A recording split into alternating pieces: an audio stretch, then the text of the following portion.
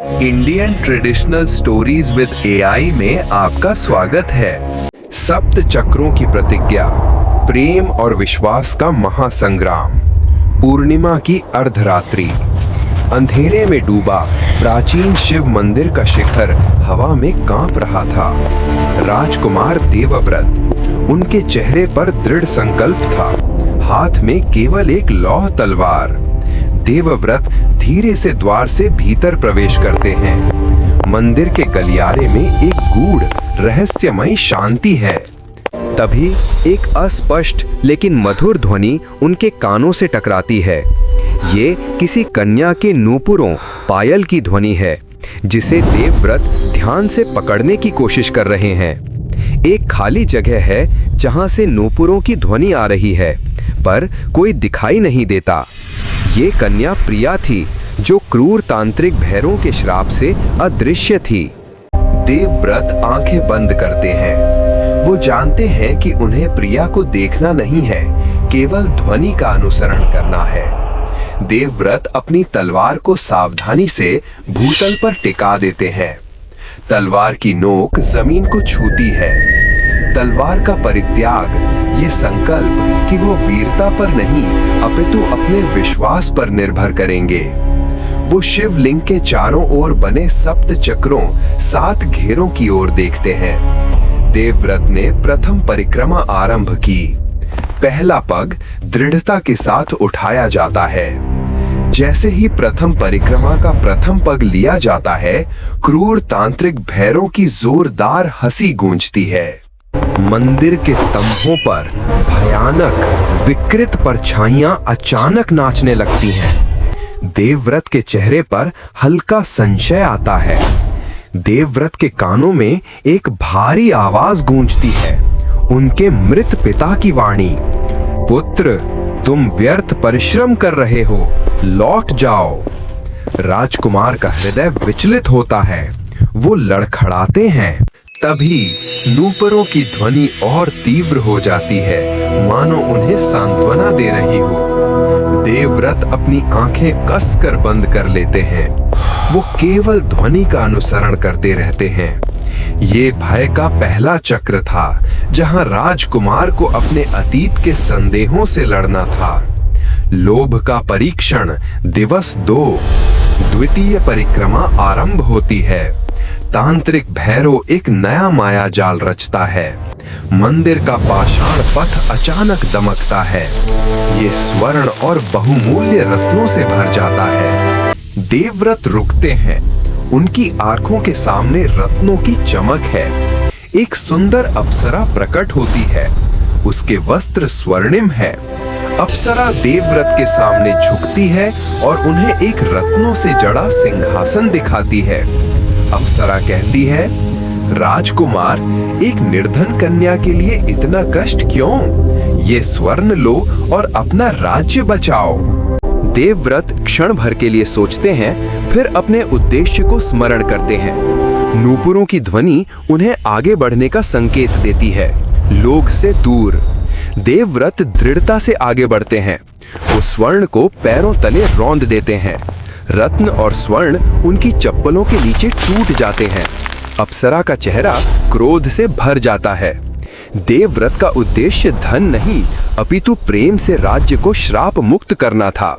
मोह का परीक्षण, दिवस 3, तृतीय परिक्रमा आरंभ होती है। मंदिर के केंद्र से एक दिव्य आकृति उभरती है। प्रिया स्वयं अपने दृश्य रूप में प्रकट होती है, किंतु यह तांत्रिक की मायावी छवि है। प्रिया अत्यंत दुखी लग रही है। उसके गालों पर अश्रुओं की धारा है। प्रिया रुदन करते हुए दर्द भरी आवाज में बोलती है, देवव्रत, मेरा श्राप असहनीय है।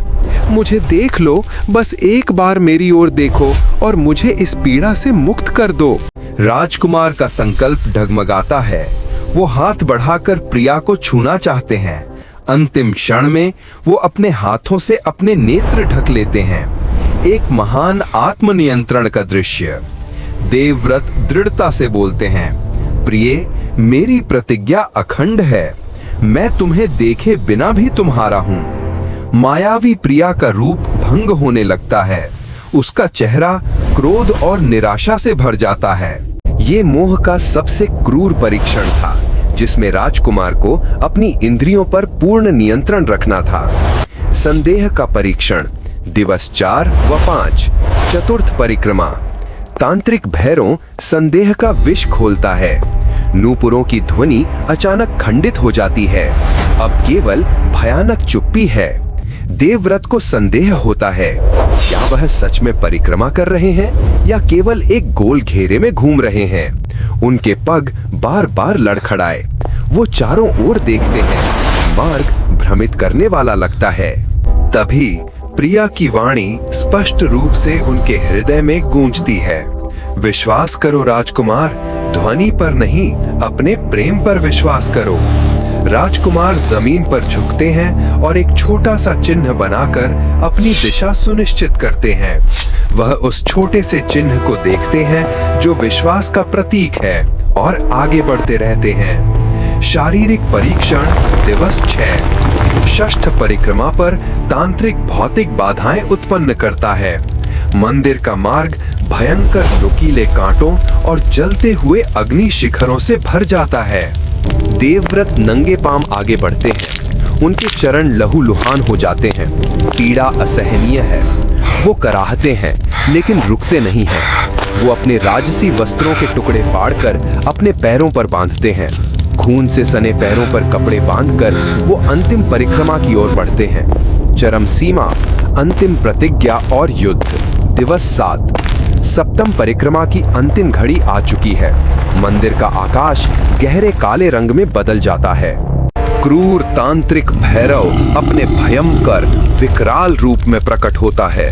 उसका शरीर अग्नि के समान धधक रहा है।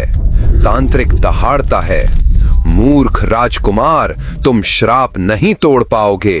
मेरा आधिपत्य अखंड है। राजकुमार अब अपनी तलवार उठाते हैं, लेकिन तांत्रिक की ओर नहीं। अंतिम परिक्रमा पूरी करते हुए वो अपनी तलवार को मंदिर के केंद्र में स्थापित कर देते हैं। देवव्रत अपनी भुजाएं फैलाकर घोषणा करते हैं, हे प्रिया, मैं तुम्हें अदृश्य रूप में ही अपनी पत्नी स्वीकार करता हूँ। मेरा प्रेम मेरी प्रतिज्ञा है। ये सप्त चक्रों की मेरी अंतिम प्रतिज्ञा है, जो मेरे राज्य और मेरे हृदय के लिए है। श्राप मुक्ति और विजय राजकुमार के इस निस्वार्थ प्रेम संकल्प से मंदिर के केंद्र से एक तीव्र दैवीय प्रकाश उत्पन्न होता है।